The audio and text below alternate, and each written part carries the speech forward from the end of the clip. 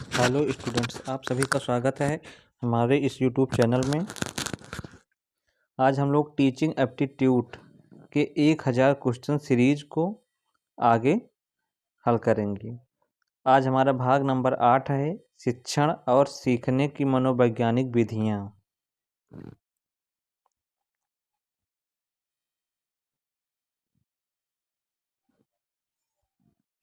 अगर आप छत्तीसगढ़ बीएड और डीएलएड तथा पंडित सुंदरलाल शर्मा बीएड डीएलएड की तैयारी करना चाहते हैं तो आप हमारे कोर्स से जुड़ सकते हैं। इस कोर्स में आपको recorded classes, doubt sessions, PDF notes तथा व्हाट्सएप हेल्पलाइन नंबर दिया रहेगा। किसी भी समस्या के लिए आप हमारे साथ जुड़ सकते हैं। यह कोर्स आपको A2 क्लासेस ऐप पर मिलेगा। A2 क्लासेस ऐप का लिंक वीडियो के डिस्क्रिप्शन में दिया गया है तथा आप प्ले स्टोर से भी इसे डाउनलोड कर सकते हैं।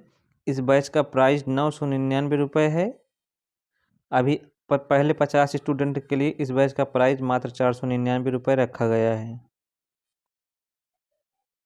हमारा पहला प्रश्न है, संज्ञात्मक अधिगम का उद्देश्य क्या है? शारीरिक कौशल विकसित करना, मस्तिष्की प्रक्रियाओं का विकास करना, भावनात्मक प्रक्रियाओं को बढ़ावा देना, सामाजिक कौशल में सुधार करना। इसमें हमारा ऑप्शन नंबर बी सही हो जाएगा, मस्तिष्की प्रक्रियाओं का विकास करना।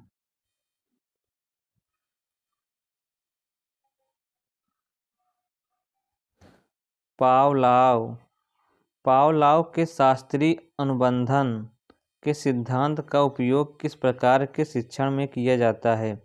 सकारात्मक व्यवहार को प्रोत्साहित करने के लिए, छात्रों की भावनाओं को नियंत्रित करने के लिए, पाठ्यक्रम तैयार करने के लिए, परीक्षा का समय निर्धारित करने के लिए। इसमें हमारा ऑप्शन नंबर ए सही हो जाएगा, सकारात्मक व्यवहार को प्रोत्साहित करने के लिए।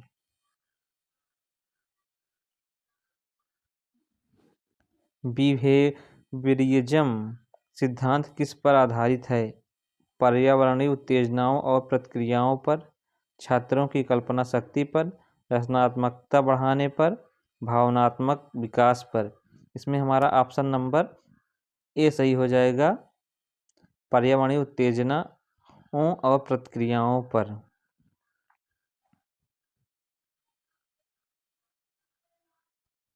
अधिगम पिरामिड, लर्निंग पिरामिड में सबसे प्रभावी विधि कौन सी मानी जाती है? व्याख्यान विधि, समूह चर्चा विधि, शिक्षण दूसरों को, लिखित अभ्यास।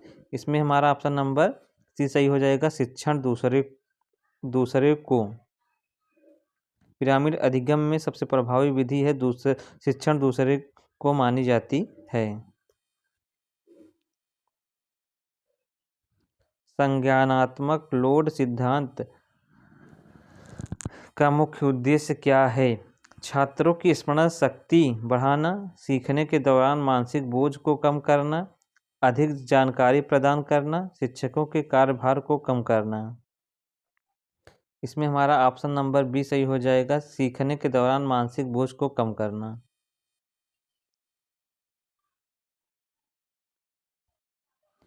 वाइगोत्स्की के निकटस्थ विकास क्षेत्र का क्या महत्व है? छात्रों के लिए संभावित अधिगम का क्षेत्र निर्धारित करना, शिक्षकों के प्रशिक्षण के लिए, परीक्षा के प्रश्न तैयार करने के लिए, पाठ्यक्रम संशोधन के लिए। इसमें हमारा ऑप्शन नंबर ए सही है, छात्रों के लिए संभावित अधिगम का क्षेत्र निर्धारित करना। प्रेरणा मोटिवेशन किस प्रकार के अधिगम में महत्वपूर्ण भूमिका निभाती है? शारीरिक, भावात्मक, संज्ञात्मक, सभी प्रकार के। इसमें हमारा ऑप्शन नंबर डी हो जाएगा सही, सभी प्रकार के। प्रेरणा मोटिवेशन शारीरिक, भावात्मक और संज्ञात्मक अधिगम में महत्वपूर्ण भूमिका निभाता है।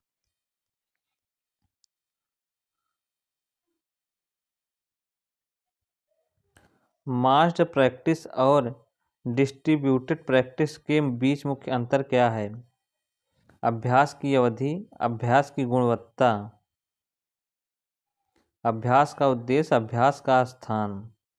इसमें हमारा ऑप्शन नंबर ए सही हो जाएगा, अभ्यास की अवधि।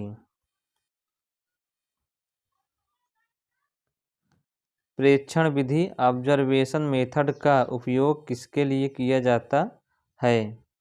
व्यवहार का अध्ययन करने के लिए, परीक्षा का समय निर्धारित करने के लिए, पाठ्यक्रम को सरल बनाने के लिए, छात्रों की उपस्थिति जांचने के लिए। इसमें हमारा ऑप्शन नंबर ए सही हो जाएगा, व्यवहार का अध्ययन करने के लिए।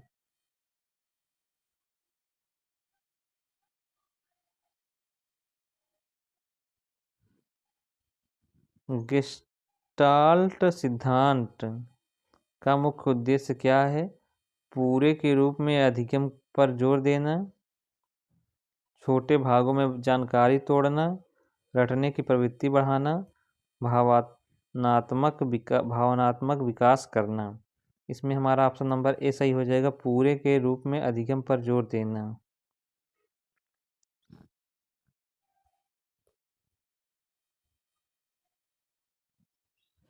शिक्षण प्रक्रिया में सुदृढ़ीकरण का उपयोग क्यों किया जाता है? सकारात्मक व्यवहार को बढ़ावा देने के लिए, छात्रों को अनुशासित करने के लिए, परीक्षा परिणाम सुधारने के लिए, पाठ्यक्रम को रोचक बनाने के लिए। इसमें हमारा ऑप्शन नंबर ए सही हो जाएगा, सकारात्मक व्यवहार को बढ़ावा देने के लिए। शिक्षण प्रक्रिया में सुदृढ़ीकरण का उपयोग सकारात्मक व्यवहार को बढ़ावा देने के लिए किया जाता है।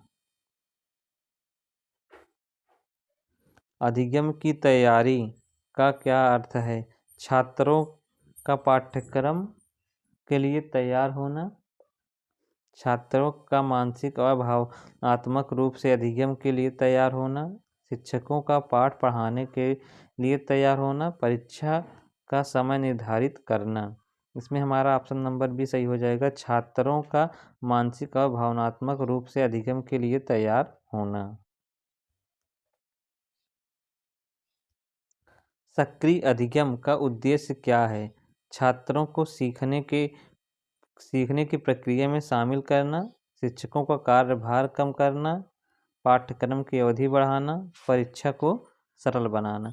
इसमें हमारा ऑप्शन नंबर ए सही हो जाएगा, छात्रों को सीखने की प्रक्रिया में शामिल करना।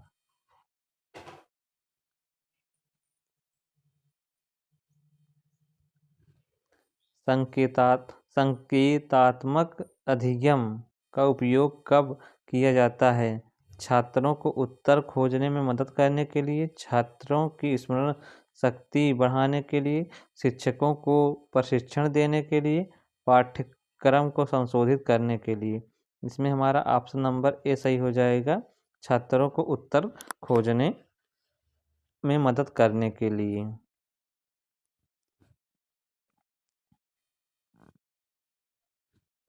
सामाजिक अधिगम सिद्धांत सोशल लर्निंग थ्योरी के प्रणेता कौन है? John Dewey, B F. Skinner, Albert Bandura, Jean पियाजे। इसमें हमारा ऑप्शन नंबर सी सही हो जाएगा, अल्बर्ट बंडूरा सामाजिक अधिगम सिद्धांत के प्रणेता हैं।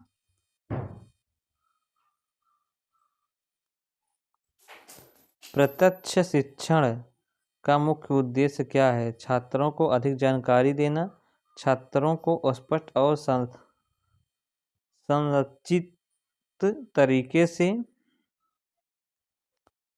सिखाना, छात्रों को स्वतंत्र रूप से काम करने देना, पाठ्यक्रम को रोचक बनाना। इसमें हमारा ऑप्शन नंबर बी सही हो जाएगा, छात्रों को स्पष्ट और संरचित तरीके से सिखाना।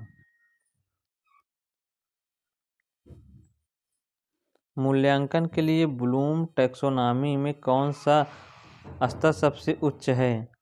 स्मरण, विश्लेषण, मूल्यांकन, सृजन। इसमें हमारा ऑप्शन नंबर डी सही हो जाएगा, सृजन।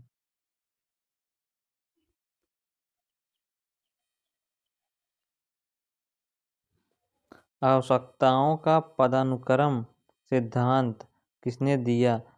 मैस्लो, स्किनर, बंडूरा, पियाजे। इसमें हमारा ऑप्शन नंबर ए सही हो जाएगा, मैस्लो। हमारा अगला प्रश्न है, आविष्कारात्मक अधिगम डिस्कवरी लर्निंग का उद्देश्य क्या है? छात्रों को स्वतंत्र रूप से समाधान खोजने में मदद करना, पाठ्यक्रम को रोचक बनाना, रटने की प्रवृत्ति को बढ़ावा देना, शिक्षकों के कार्यभार को कम करना। इसमें हमारा ऑप्शन नंबर ए सही हो जाएगा, छात्रों को स्वतंत्र रूप से समाधान खोजने में मदद करना। व्यवहारिक अधिगम किस पर आधारित है? अनुभव के माध्यम से अधिगम, पुस्तकों के माध्यम से अधिगम, व्याख्यान आधारित अधिगम, समूह कार्य आधारित अधिगम। इसमें हमारा ऑप्शन नंबर ए सही हो जाएगा, अनुभव के माध्यम से अधिगम। अगर आप हमारे चैनल पर नए हैं तो चैनल को सब्सक्राइब कीजिए तथा वीडियो को लाइक कीजिए। किसी भी समस्या या सुझाव के लिए आप हमें कमेंट सेक्शन में बता सकते हैं, सुझाव या किसी भी समस्या के लिए। अगर आप हमारे कोर्स से जुड़ना चाहते हैं तो आप A2 क्लासेज ऐप को डाउनलोड करिए और हमारे साथ जुड़ सकते हैं आप इस ऐप के माध्यम से।